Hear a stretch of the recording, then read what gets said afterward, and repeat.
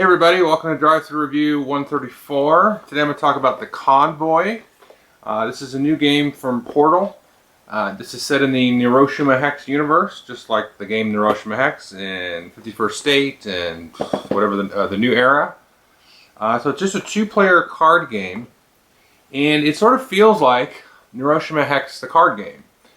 So what's going to happen is that you basically have two decks of cards, and each player chooses a faction, chooses the deck. So you're going to be the Moloch, or you're going to be sort of the resistance against the Moloch. And the Moloch are a bunch of robotic, creatures trying to basically make their way to New York City and try to destroy everything. Meanwhile, the other player is trying to slow them down, not necessarily stop them, but slow them down.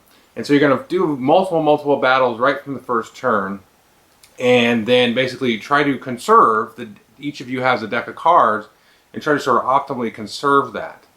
So the thing that it has in common with Hiroshima Hex, which I don't have, but I've been playing the heck out of on my iPad, is you have that thing, and this is for Hiroshima Hex players, and maybe you're interested in this, is you have that thing where you have your tiles, or in this case you have your cards, and you kind of are sort of placing them in places not necessarily for the next battle, but maybe for a battle and trying to sort of position and jockey a little bit to have a really effective turn, maybe a few turns down the road.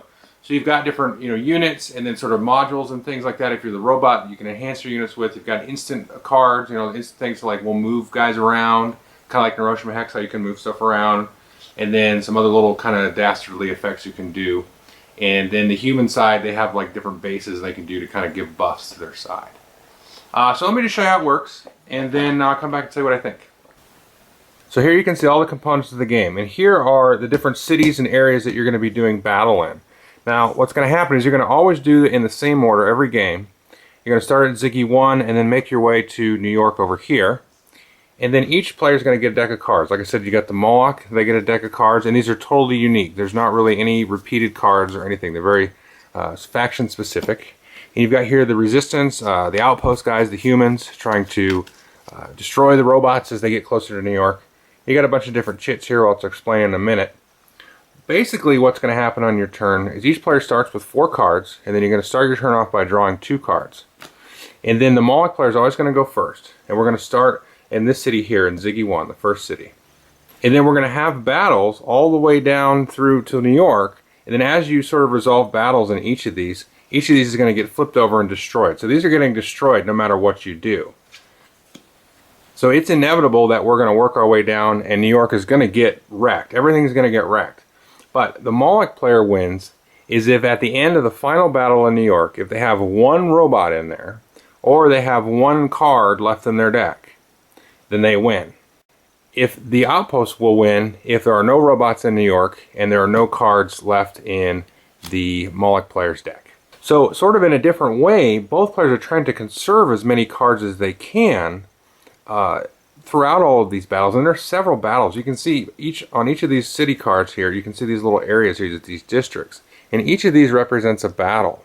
So the Moloch player is trying to get to New York as fast as they can with as many cards left as possible so that they can really dominate New York. And the outpost player is pretty much trying to do the same thing, but in a sort of converse way, because you got to remember they're trying to basically deck these guys and destroy all of their cards in the deck and keep them from moving robots, because there are some things out here that let you move robots to New York and move them around to different cities. So let's just take a look here at Cleveland Harbor in the middle. So let's say that these other cities here to the left have already been destroyed. Now we're just about to start Cleveland. Well, the first thing the Moloch player is going to do is he's going to pick a district where we're going to have a battle. So he maybe picks this district here. And if you see here, there's icons in each of these districts like so. So that whoever wins the battle for that turn, when we've chosen this district for example, will get to execute whatever the effect of that is. And you can see there's different icons here. There's tons of icons in this game. So this one, for example, whoever wins this battle will get to destroy an enemy unit, because units are going to be played on either side of these cards here. Whereas this one here, if you win this one, you're going to be able to move a unit to New York. You see it's got the Statue of Liberty underneath there. So as I said, players are going to get a hand of cards. They start with 4. They draw 2 every turn. So every battle you're going to be drawing 2 cards. So again, inevitably you're going to be going through your deck no matter what you do at some point. And the cards are sort of horizontally based here. So let's take a look at the Moloch's cards first. So there's a lot of icons on here, but it's mostly straightforward. So you can see this is a type, this is just a robot. Then when you play him, he's going to have an effect that happens when he enters the city. And then he also has a power here. So you're going to have different types of abilities here. Like this one will happen when you discard a card, like so. So if I played this guy here, I'll play him, and this basically says when he enters the city, you basically destroy a soldier unit on the other side. In this case, there's nobody there, so it would be actually kind of pointless to play it on this turn. And then he's going to basically give 1 power to the battle. Well, each side, depending on the city that you're in, has a maximum number of units that they can play at this city. So I can at most have 3 robots here and 4 robots there. However, you can actually play a robot or a unit, if you're the other side, to a future city. Obviously, you can't play any to the ones that are destroyed because they're gone and they're not really worth worrying about anymore. If I do play a card to a future city, then I get to actually put a token on it of +1. So there's these tokens here for either side. And if you're the first guy in there, you get the +1.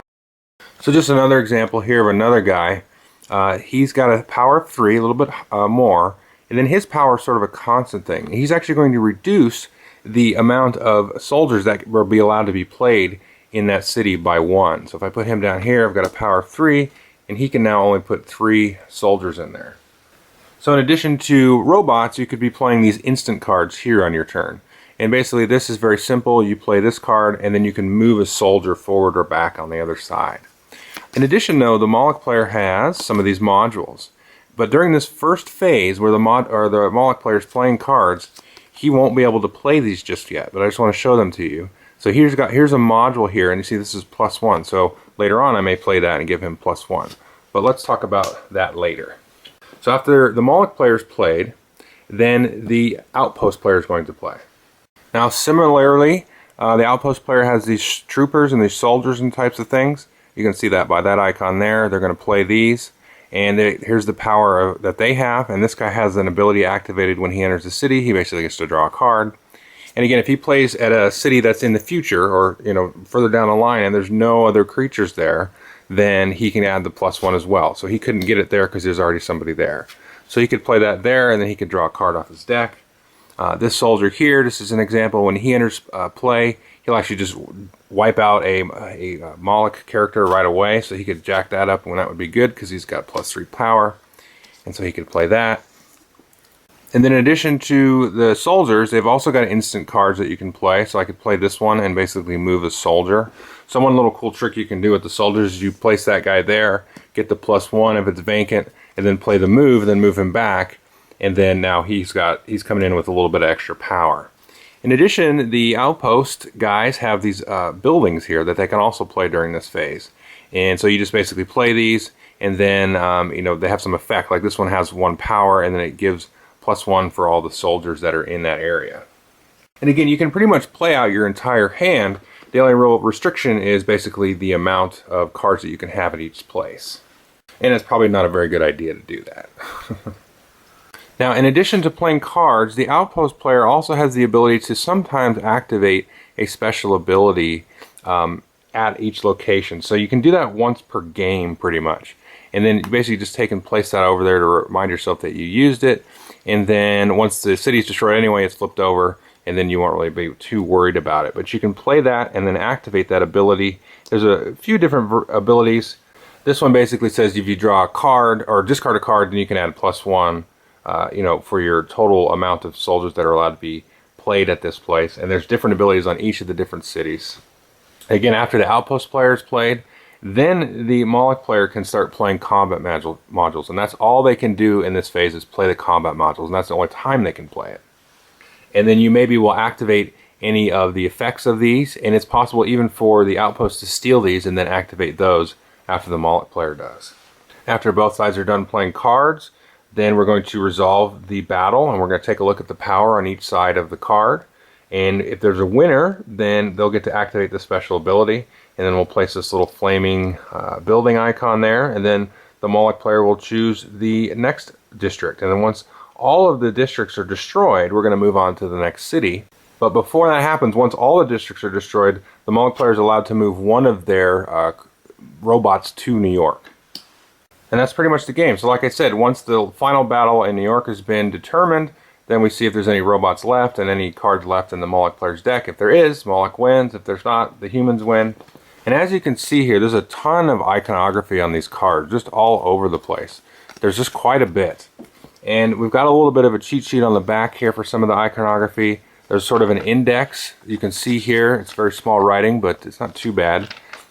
You can see all the different cards explained. This is very, very handy. The rulebook is actually really well done, lots of examples. It's really broken down in a nice sort of presentable way to sort of walk you through, almost kind of walks you through a turn as you read it. And that's pretty much how you play. Okay, I hope you enjoyed the overview. First off, I think it's going to be difficult unless you've got a committed partner to play this game with to get it to the table necessarily, because the icons are going to be a barrier to entry. And the game is a little bit more strategy, I think, than your typical quick two-player card game. It's not like super strategic because you have to deal with the cards you're dealt, but it does have those layers and that sort of a couple of layers and a couple of games to get in and kind of figure out how things are actually kind of put together, because the game really kind of forces you and pushes you along to basically blow through your deck first of all, and then also get to that final battle. There's no real kind of stalling out and sort of maneuvering around sort of the board space, as if you were.